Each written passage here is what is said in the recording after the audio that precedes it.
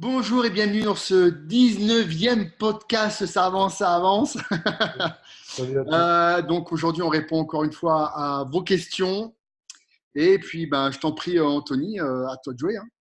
Allez, on y va pour les questions de la semaine. Alors, euh, la première question. Bonjour, est-ce qu'une prise de poids en déficit calorique est synonyme d'un métabolisme bousillé? Alors attends, il veut faire une prise de masse Non, non, musculaire. il Ah, prend il a un déficit calorique selon lui, mais il prend ouais. du poids. Ah, Alors, il te demande, est-ce que du coup, est-ce que si, alors que tu es à la diète, tu prends du poids, est-ce que c'est synonyme d'un métabolisme bousillé? Ce que je veux voir dans un premier temps, c'est est-ce que la personne est une femme ou un homme? Alors, attends. vas-y, regarde. Ouais, parce qu'il y a plusieurs facteurs. On peut avoir des facteurs de rétention d'eau, J'essaie de voir, mais je crois. de stress. Ah, c'est, j'arrive. Attends. Alors, c'est un homme. C'est Ok. un homme, ok. Bon, alors déjà, il faut voir si réellement il est en déficit calorique. Est-ce qu'il calcule ses calories? Donc déjà, c'est le premier point. Deuxième point, il faut voir si la personne n'est pas dans une phase de stress où il prend des médicaments qui peuvent monter le cortisol et pourquoi pas faire aussi la rétention d'eau. Il ne faut pas oublier que le corps humain, il est constitué environ à 70% d'eau, environ, hein. Donc, les fluctuations de poids, c'est souvent de l'eau, surtout quand ça va vite. C'est souvent de l'eau. Donc, c'est difficile de répondre à sa question. Je ne sais pas si tu as, des trucs qu'on peut voir, mais comme ça, là, c'est très difficile quand même de déterminer ce qui va ou ce qui ne va pas. Bah, moi, je suis d'accord avec toi, c'est très difficile dans le sens où faut voir déjà tous les combien est-ce qu'il se pèse, est-ce qu'il change sa diète, c'est-à-dire que tu peux très bien au début démarrer avec une diète où tu as l'impression où tu es en déficit calorique et tu perds du poids, puis ce qui se passe souvent, c'est que bah, pendant peut-être un mois, 6 semaines, 4, 6 semaines, tu changes pas du tout ta diète, mais en fait ton métabolisme, bah, comme il est dynamique, il s'est adapté. Au final, tu te retrouves dans une phase où bah, ton poids a baissé, donc tu dépenses théoriquement déjà moins de calories, mais comme toi, tu n'as pas baissé tes apports en parallèle, bah, tu te retrouves à ne plus être en déficit calorique. Donc, c'est pour ça que, alors, moi, j'aime pas du tout cette manière de calculer qui reste très théorique. En fait, j'aime bien sur les calories. C'est pour ça que je me base pas vraiment sur ça. C'est que j'aime bien comment le faire vraiment dans la pratique. C'est-à-dire que pour faire simple, effectivement, au début, on va faire une diète. Le client, par exemple, si moi je fais une diète, le client va envoyer son poids. On va faire un calcul des calories, des nutriments. La première fois, c'est obligatoire. On est d'accord. On va construire la diète sur ça. Mais ensuite, je préfère me baser sur l'évolution. C'est-à-dire que tu n'as plus besoin de calculer puisque la personne, elle a mangé le même nombre de calories toute la semaine. Si elle prend du poids, bah, on est au-dessus. Si elle en perd, bah, on est en dessous. Donc, on va adapter au fur et à mesure, tu vois, chaque semaine. Alors, ne vous pesez surtout pas plus régulièrement qu'une fois par semaine parce que ça rend malade et ça sert strictement à rien. Ne faites surtout pas cette erreur. Mais se peser une fois par semaine et prendre quelques mesures, parce que le poids, ça reste qu'un indicateur, c'est ce que j'allais dire après, parce que il peut très bien avoir pris s'il est débutant du poids, mais avoir pris que du muscle, donc c'est pas négatif. Mais voilà, le fait de se mesurer, d'avoir un repère une fois par semaine, ça te permet de voir si tu es sur la bonne voie ou pas, justement, et de savoir direct si tu es en déficit ou non, et d'adapter. Donc, c'est bien de toujours être dans les calculs, mais ça rend fou. Et il ne faut pas que la diète, ça soit juste de la théorie et des maths. Il faut que ce soit de la pratique. Voilà. Et en plus, c'est beaucoup plus facile, selon moi, de se dire, voilà, bah, cette semaine, je prends un exemple, hein, de 50 grammes mes pommes de terre, plutôt que de te dire, je vais réduire de 80 calories. Pour moi, c'est plus simple, tu vois, parce que bah, c'est plus facile, voilà. C'est vrai que c'est une méthode qui est très bonne. Et tu l'as bien précisé au départ, c'est bien quand même de partir sur une diète qui est calculée et Mm. mesurée pour savoir d'où on va, si on ne démarre pas avec trop de protéines, par exemple, ou pas assez, et ainsi de suite. C'est bien de partir sur une base pour savoir à peu près. Et après, c'est vrai que si on réduit quelque chose dans sa diète, on réduit forcément les calories. C'est vrai qu'on n'est pas forcément obligé de les calculer. Voilà, ça, c'est une méthodologie. Chacun fait comme il a envie, entre Oui, guillemets. Mais après, oui, voilà. voilà. Une méthodologie aussi qui fonctionne très bien, que moi je faisais aussi beaucoup. Comme ça évite aussi de te prendre la tête à tout peser en permanence. Enfin, à recalculer en permanence. Mais c'est vrai que c'est une méthodologie qui marche très bien. Après, je vais rebondir sur un truc aussi qui est intéressant, c'est que souvent, on a notre dépense d'énergie spontanée, on appelle ça l'unit, donc hors exercice, qui souvent réduit au fur et à mesure du régime. C'est-à-dire que plus le régime avance, plus on est fatigué et moins finalement on se bouge et moins on dépense de calories. Et ça, c'est un facteur qu'on ne pense pas. Mais moi, je me rappelle quand je préparais les compétitions, plus ça avançait dans ma diète et moins j'étais actif, plus je restais allongé sur mon canapé. Une fois que j'avais fini mes entraînements et tout ça, je restais très longtemps assis sur le canapé parce que j'étais crevé. Et finalement, ma dépense d'énergie spontanée qu'on ne fait pas par exercice, en fait, réduisait au fur et à mesure. Mm. Et alors, ça fait un double phénomène, c'est-à-dire on réduit ses calories et en même temps, on se dépense moins, ce qui fait qu'on arrive des fois à des phases de vraiment de plateau et on ne comprend pas ce qui se passe. Et pourtant, on mange de moins en moins et on perd de moins en moins. Donc voilà. Donc, c'est un sujet qui est aussi intéressant. Voilà, après la dernière chose, donc, ça peut être effectivement que tu peux penser être en déficit calorique, mais démarrer ta diète, reprendre après une blessure et tu peux perdre du gras et prendre du muscle, voilà, ou simplement prendre Aussi. du muscle même avec une alimentation basse, voilà. Donc, C'est vrai que c'est un paramètre qu'on a oublié, mais c'est vrai que la personne peut prendre aussi de la masse musculaire, souvent parce qu'elle a un nouveau stimuli, soit un nouveau programme, soit parce qu'elle est débutante, soit il y a plusieurs facteurs mm, qui fait qu'en effet, elle peut aussi perdre du gras, prendre du muscle, et des fois au niveau du poids, bah, le poids peut un petit peu plus monter parce que faut pas oublier que le muscle contient essentiellement beaucoup d'eau, et donc du coup, bah, ça fait du poids, quoi, contrairement à la graisse qui contient assez peu d'eau. voilà, donc et après, je pense pas qu'il faut même en perte de poids, en perte de gras, se focaliser sur le poids comme ça. C'est pas un poids et deux chiffres qui vous définissent. Ouais. Comme je dis souvent à mes clients qui se focalisent sur ça, dans la rue, on se moque pas des gens en disant ah lui il fait 56 kilos, ah lui il fait 100. Ouais. Non, il est gros, il est maigre. Et donc ça vient d'un aspect. Donc se focaliser sur la mesure du tour de taille, par exemple, c'est intéressant parce que quand tu perds de la taille, tu perds du gras. Tu peux pas perdre du muscle à la taille. Bon, sauf si tu es vraiment les obliques de dingue et tu es hyper sec, mais on va pas se mentir, ça arrive jamais pratiquement. Mais voilà, donc il y a des bons repères comme ça, par exemple, de prendre la taille, le tour de taille au lieu de se focaliser sur le poids. Donc si le poids vous rend malade, peut-être parfois prendre son poids même qu'une fois toutes les 2 semaines et juste prendre son tour de taille, c'est pas mal. Voilà. Excellent. À Ok. toi. Ouais, on va continuer. Alors, c'est une question de Julien. On va continuer justement sur. Alors, attends, je regarde parce que comme on parle. Alors, on va continuer un peu là-dessus. C'est les jours sans entraînement, doit-on diminuer les calories? C'est Alex qui dit ça, qui me demande ça en fait. Les jours sans entraînement, doit-on diminuer les calories? Alors, pour moi, non. Après, en fait, dans ce que je mettrai en place, il diminue forcément puisque j'ai toujours quand même pendant l'entraînement une base de calories, on va dire, puisque souvent, Une boisson d'entraînement? voilà, souvent BCA Pepto-Pro, maltodextrine ou dans d'autres cas que BCA Pepto-Pro. Voilà, ou on peut prendre les acides aminés. Enfin bref, voilà, il y a quand même des calories en plus. Donc, c'est les seuls que je diminue puisqu'on les boit pendant l'entraînement. Si on ne s'entraîne pas, on ne va pas les boire. Mais hormis ça, non, parce que je pars quand même du principe que déjà, on va pas se mentir, sur un entraînement d'une heure de muscu, on ne dépense pas non plus 2000 ou 1500 calories. On n'en dépense pas énormément non plus. Bon, ça dépend de l'intensité et tout, on va me dire, mais bon, quand même. Et qu'on a besoin de toute façon de calories pour la récupération, que la récupération, c'est déterminant. Et aussi, une dernière chose, c'est qu'encore une fois, bah, plus on va avoir tendance à faire yo-yo entre les jours, plus ça va être dur de doser sa diète, de doser sa progression. Donc, j'aime pas ce qui est instable. J'aime beaucoup quand c'est stable. Et que pour moi, faire le yo-yo comme ça va pas être bon pour le métabolisme. Voilà. Donc, je préfère largement tenir une diète 7 jours sur 7 qui est la plus équilibrée possible en termes d'apport calorique. Voilà.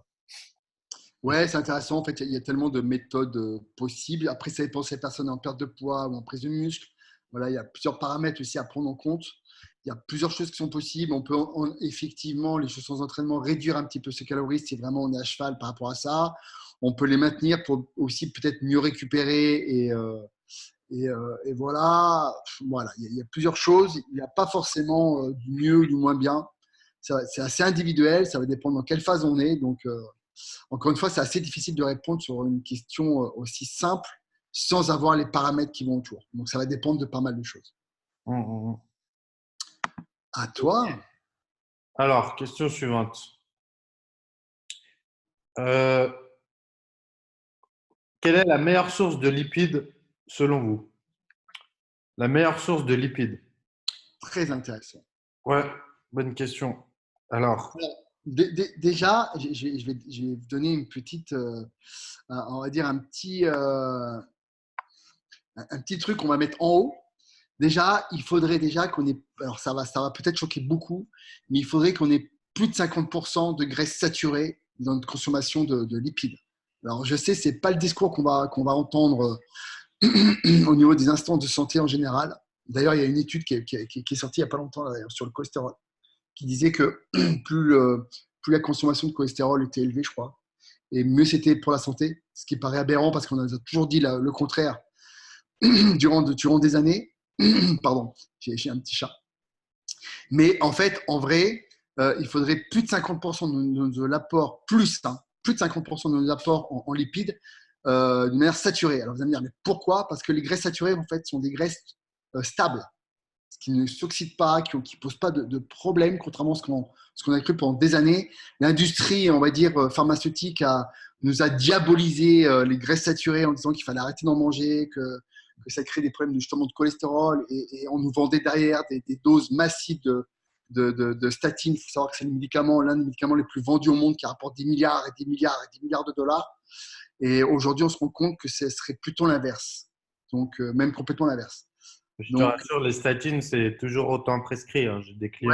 ouais, malheureusement, mais qu'on sait les effets secondaires des statines, c'est un vrai poison, ce truc. C'est pas ce que disent les médecins, hein, parce que j'ai deux clients Je là, qui sont sais. en plein dedans et Ouais, alors je sais, c'est à et- contre-courant. Je pense qu'on ouais. on va en choquer plus d'un En en plus, c'est disant dur ça. quand c'est dur, entre guillemets, on n'est que nous de parler contre des cardiologues, Bien sûr, on bien passe sûr. pour des prétentieux. Bon, voilà, après, Voilà. Mais il ne faut pas oublier que derrière, il y a une industrie qui pèse des milliards, qui est ultra puissante, que vous n'avez même pas idée.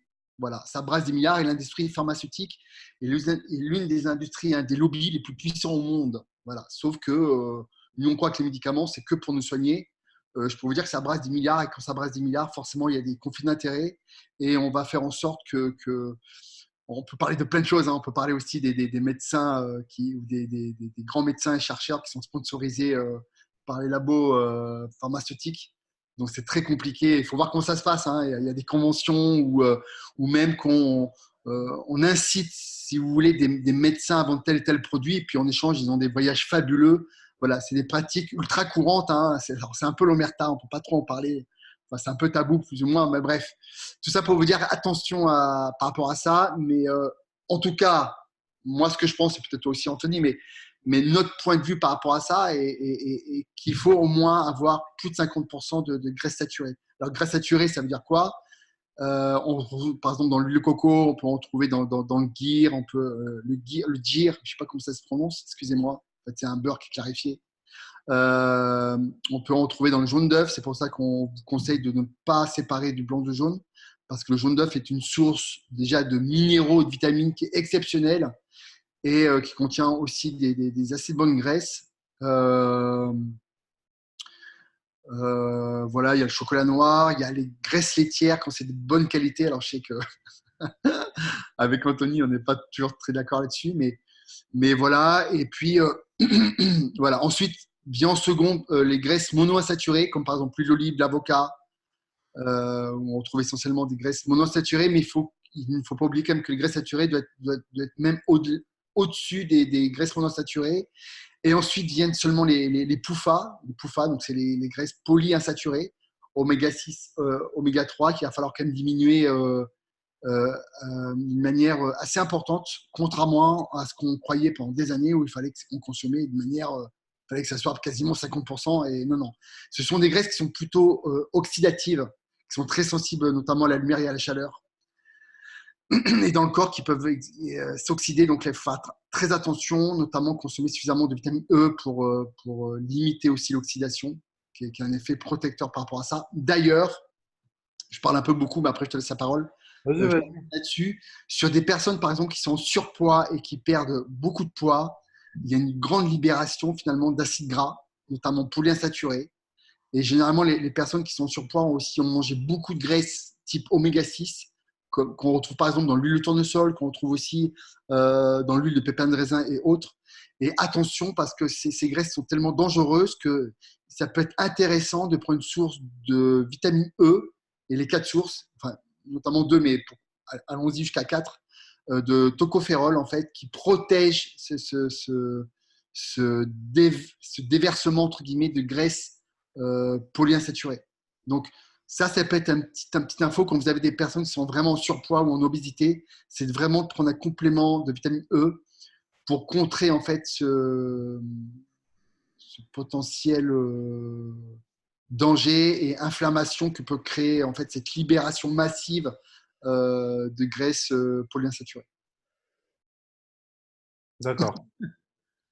Non, bah bien, je pense que tu as donné toutes les infos. Alors, c'est vrai que le ghee, là, le beurre clarifié, et puis les produits Graisse laitière. laitiers, j'en donne pas, mais par contre, ça changerait en fait que dans les diètes que je vais faire, la source majeure de lipides sont les jaunes d'œufs bio, sont le chocolat noir, énormément de chocolat noir, enfin énormément, on se comprend.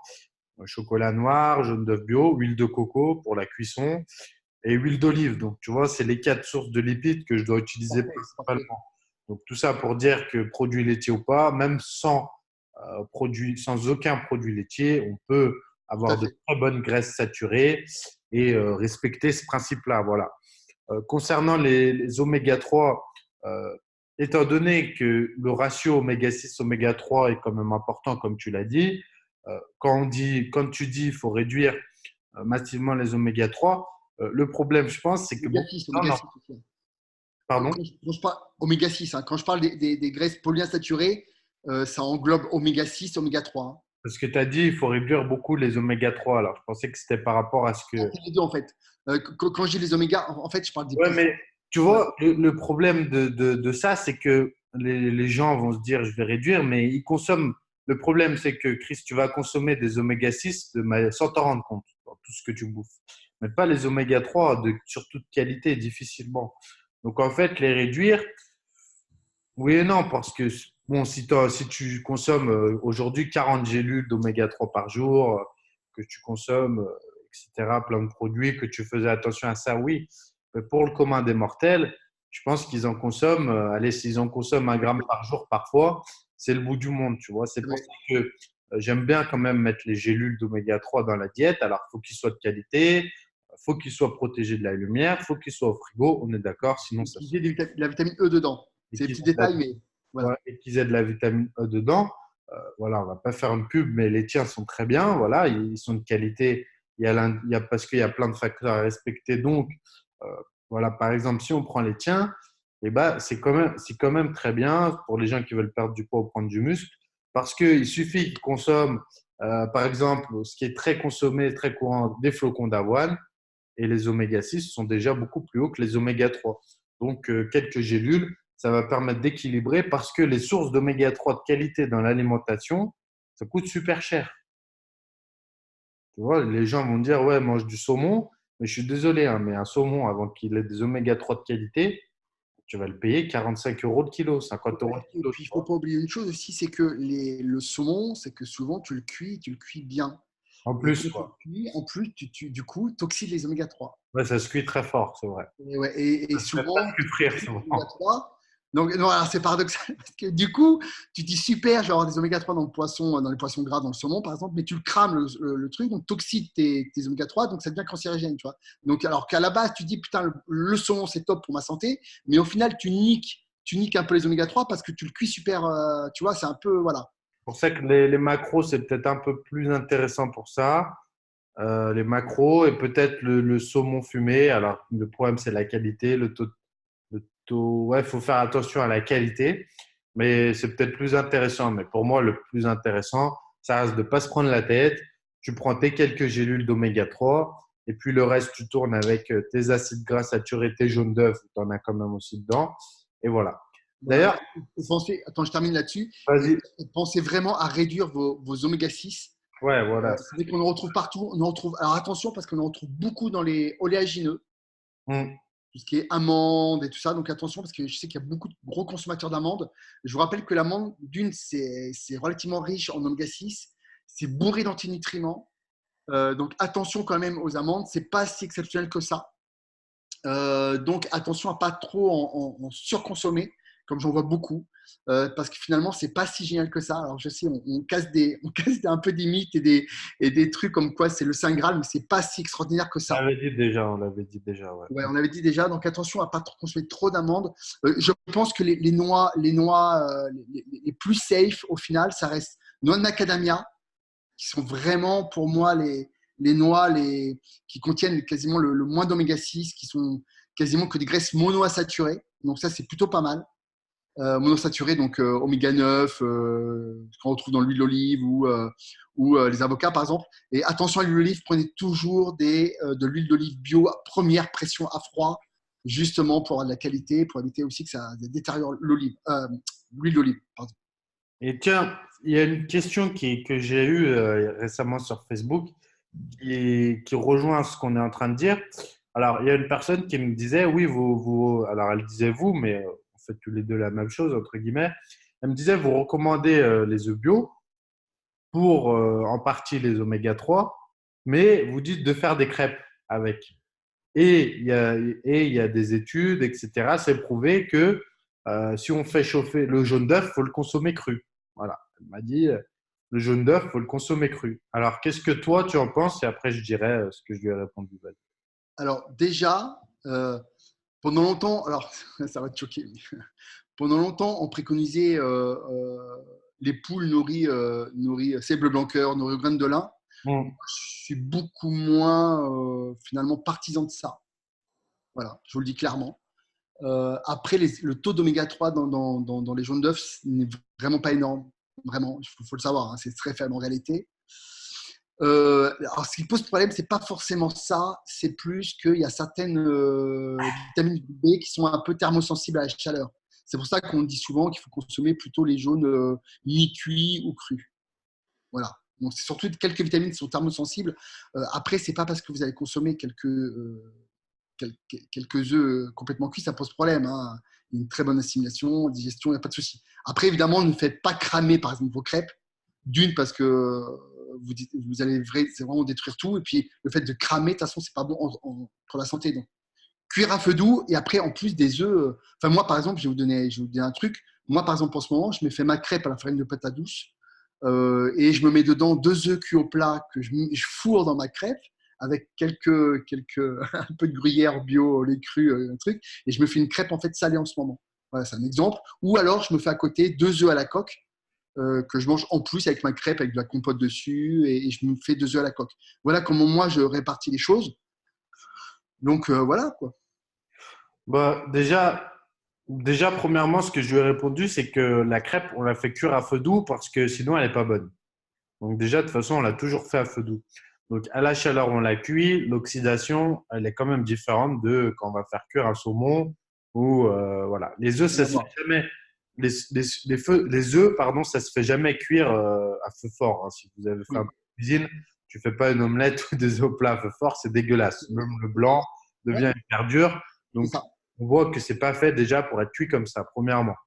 Ensuite, la deuxième chose, c'est que selon mes sources à moi et les études, alors ça fait des années, hein, il y a déjà 5 6 ans en arrière, où on disait oui, le jaune d'œuf, il faut le consommer cru. Et selon les études, la différence, elle est quand même pas énorme au niveau des graisses. Elle n'est pas énorme, honnêtement. Les oméga 3 ne s'oxydent pas énormément quand l'œuf et le jaune d'œuf est cuit et chaud. Pour la bonne et simple raison, je pense qu'on ne cuit pas énormément. Donc, je ne me soucierai pas trop de ça.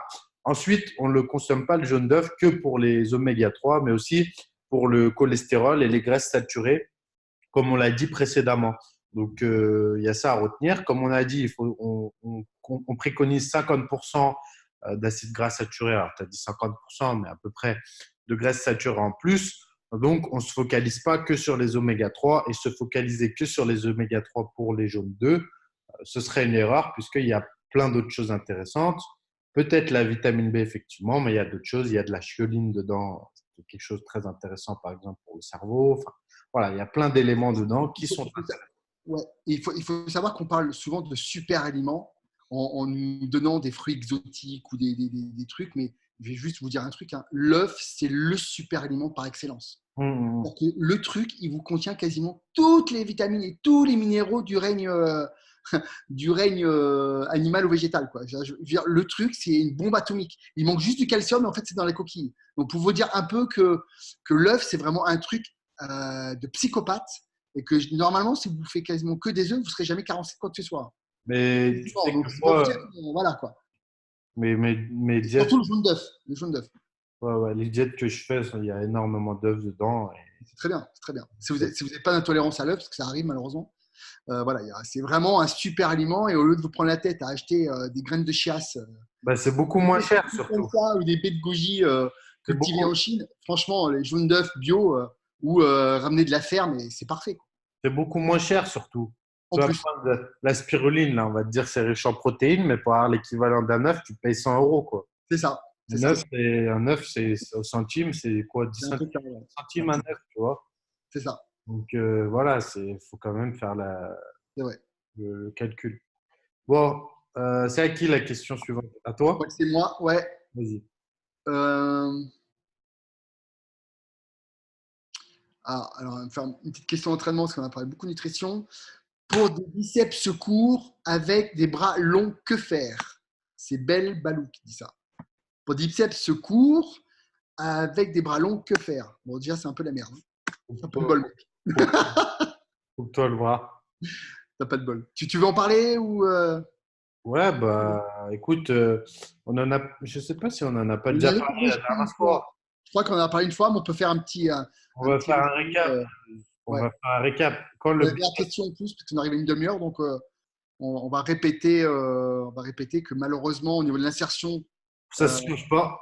voilà, on Donc ne peut pas faire grand-chose, malheureusement. le biceps c'est court, il est court, des C'est carottes ça. sur On ne ça. peut pas le rallonger, malheureusement. On ne peut pas le rallonger. Pourras rien faire, mais ça ne veut pas dire que tu ne pourras pas quand même avoir des bras qui en apparence sont balèzes, des biceps qui en apparence sont balèzes. Ce que je te conseille, c'est de plus chercher à muscler le brachial via des curls marteau, par exemple, et le long supinateur, donc le muscle qui est sur l'avant-bras, là, long, parce que le fait de développer ces muscles-là va donner l'aspect à ton bras d'avoir un biceps plus long, entre guillemets, va masquer le trou qu'il y a entre ton biceps et ton avant-bras, entre guillemets. Donc, voilà, plus se concentrer sur ça, faire par exemple des mouvements de reverse curl, donc des curls avec la main en pronation, et des curls marteau. Donc, alors, curl marteau, ça dépend du recrutement qu'on a. Moi, j'aime mieux le faire en unilatéral. Tu peux le faire en unilatéral à la poulie. Voilà, c'est des mouvements quand même pour sentir le brachial, etc. Il faut beaucoup de temps, beaucoup d'entraînement. La connexion cerveau-muscle n'est pas toujours évidente parce que c'est des muscles qu'on bosse jamais, voilà, qu'on recrute jamais dans la vie courante. Mais voilà, sans oublier quand même de continuer à travailler le biceps. Attention à l'amplitude. Quand on a un biceps court, il va se déchirer potentiellement plus facilement que quand on a un biceps long. Voilà ce que je peux dire un peu. Après, toi, je sais que maintenant, tu as peut-être des nouvelles pistes pour Ouais, mais les biceps. ton Avec... intuition était très très bonne sur le curl marteau. Juste une petite précision sur le curl marteau, c'est qu'on pense que le curl marteau travaille uniquement que le brachial. En réalité, le curl marteau travaille aussi à 70% le biceps. Et ça, Mhm. c'est un truc de fou. C'est qu'on pourrait faire quasiment que du curl marteau et on développerait aussi le biceps, pas que le brachial, entre guillemets, et l'avant-bras. Donc, c'est vrai que le curl marteau, qu'on a notamment, alors en général, c'est génial, et notamment qu'on a un biceps court, ben, c'est super parce que ça travaille le biceps, le brachial et le long supinateur, l'avant-bras qui est là. Et c'est vrai que pour ceux qui ont des biceps courts, moi j'ai un biceps qui est plus court que l'autre d'ailleurs, et c'est marrant parce que du coup, ce biceps-là, je perds 1,5 cm d'ailleurs de circonférence. Tout simplement parce que celui-là, il est un peu plus court que l'autre. Donc c'est un truc de fou. Et en plus, du coup, je vois bien qu'un biceps court, c'est un peu la merde, euh, malheureusement. Comme tous les muscles courts en général, de toute façon. On peut parler aussi des mollets. Quand on a un mollet qui est très très haut, donc très court, ben, on le voit notamment chez les Africains, ben, du coup, ça fait des tout petits mollets parce que justement l'insertion est très haute, donc un biceps très court. Et ça, c'est vrai que ça pose problème sur le développement. Ça ne veut pas dire qu'on ne peut pas développer, mais ça veut dire que c'est vrai que le potentiel de développement est plus limité que si la tâche était super basse. Où là, le potentiel de développement est géant, quoi. Et c'est pareil sur tous les muscles, que ce soit sur le grand dorsal, on a aussi des attaches parfois qui sont très hautes sur le dorsal. Et on a du mal d'avoir du coup un dorsal qui part par le bas, qui soit très évasé. Du coup, il coupe un peu la moitié. Bon, voilà. Mais voilà, le brachial, les curls marteaux sont excellents, notamment à la poulie. Poulie en unilatéral, dos à la poulie est vraiment excellent aussi. Donc, écoute, tu as donné déjà des très bonnes informations. Donc voilà. Voilà, chef. Voilà pour Ah, super. aujourd'hui. Alors, on a fini, je crois. On a fini. Et puis, on vous dit ouais, la semaine prochaine pour un nouveau podcast. Ça sera le podcast numéro 20, c'est ça? Ouais, numéro 20. Super. À très vite. Ah, Likez, partagez. Laissez-nous des commentaires. On regarde tout. Bisous. allez, Ciao. bye bye, ciao.